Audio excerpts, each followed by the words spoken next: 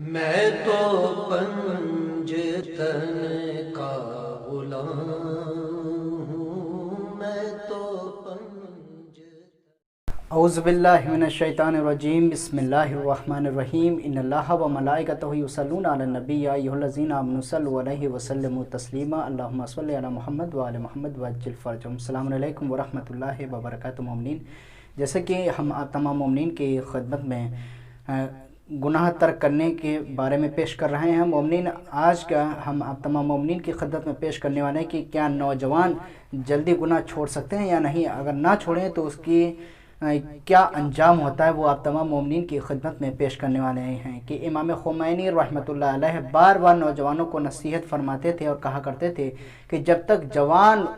ہو اپنے آپ کو بنا لو، سدھار لو، کیونکہ جو دن آپ کی زندگی کا گزرتا جا رہا ہے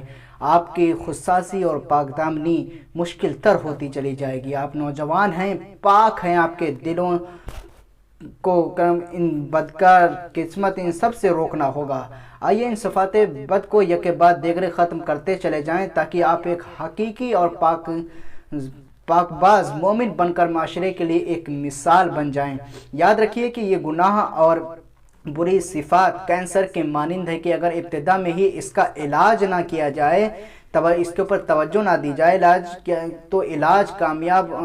ہو سکتا ہے، لیکن اگر یہ وقت گزرنے کے ساتھ سارے جسم میں سرایت کر جائے تو پھر قابل علاج نہیں رہ پاتے۔ آپ سے ان گناہوں کا مقابلہ اس وقت تک جاری رہنا چاہیے جب تک کہ ان کا یکسر خاتمہ نہ ہو جائے۔ انشاءاللہ خدا آپ کی مدد فرمائے گا کہ ایک سادہ لوہ دیہاتی نیا شہر میں آیا۔ مثال ہم آپ کے تمام مومنین کی خدمت میں پیش کر رہے ہیں کہ ایک دیہاتی تھا، وہ شہر میں آیا اور کسی پھل والے کی دکان سے سیاہ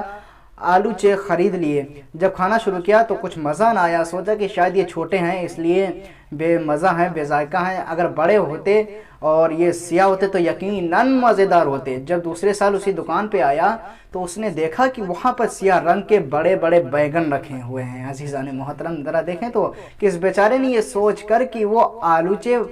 پچھلے سال کی نسبت اب کافی بڑے ہو گئے ہیں اس لیے مزیدار ہو گئے ہوں گے، خرید لیے۔ لیکن جب عزیزان محترم بیگن تو اس نے منہ سے جیسے چبایا تو پتہ چلا کہ یہ تو اور بدمزہ ہو گئے۔ غصے سے تھودیار کرنے لگا، افسوس جتنے بڑے ہو گئے ہیں اتنے ہی بدمزہ ہو گئے ہو۔ مثال اس حقیقت کو بیان کرنے کے لیے ہے کہ انسان کی عمر کا حصہ جس قدر گزرتا جاتا ہے، اگر اس نے خود کو سنوارنے کی کوشش نہ کی ہو تو وہ پہلے سے زیادہ برا ہو جاتا ہے کہ دل کی تاریکی سنگ دلی میں اضافہ ہو جاتا ہے، بری عادتیں پختہ ہو جاتی ہیں، صفات رضی خلا مصیبت جڑوں کی طرح طاقتور ہو جاتی ہیں اور پھر اصلاح کے امکانات کم سے کم ہوتے چلے جاتے ہیں، مگر سوائے ان افراد کے جن کے ساتھ خدا کا لطف و کرم شامل ہو جائے۔ آیت اللہ آقا حسین فرماتے ہیں کہ اپنی عمر کے آخری ایام میں نوجوانوں کو نصیحت کرتے رہتے تھے، اے نوجوانوں جہاں تک ممکن ہو سکے کام کرو، کیونکہ جس وقت میرے اعضاء و جوارح مضبوط تھے اور میں نجف اشرف میں مقیم تھا تو اول شب سے کتابوں کا مطالعہ آغاز کرتا تھا، صبح تک مصروف مطالعہ رہتا تھا، تحریری کام بھی کرتا تھا لیکن تھکاوٹ ذرا نہ ہوتی تھی۔ اب یہ حالت ہو گئی کہ میں چند قدم چلنے پھرنے سے بھی عاجز ہوں، کتابوں کی الماری کے پاس بھی نہیں جا سکتا، کوئی دوسرا شخص کتاب اٹھا کر مجھے دے دیتا ہے تب مطالعہ کرتا ہوں، اگر کوئی بر وقت موجود نہ ہو تو مطالعے سے محروم رہتا ہوں۔ لہذا جوانی کی قدر کریں، جوان کا ارادہ زیادہ مضبوط ہوتا ہے، وہ گناہوں کو چھوڑنے پر بوڑھے سے زیادہ قدرت رکھتا ہے، لہذا جو ان توبہ حقیقوں کو بڑھاپے کے لیے نہ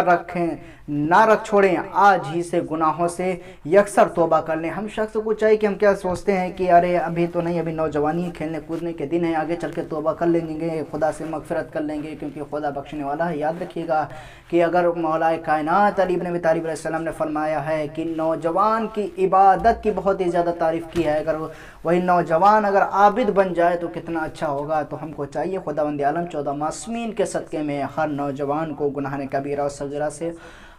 بچنے کی توفیق عطا فرمائے اور ہم سب کے گناہ کبیرہ اور صغیرہ کو معاف فرمائے، آمین یا رب العالمین۔ اللہم صل علی محمد و آل محمد وعجل فرج۔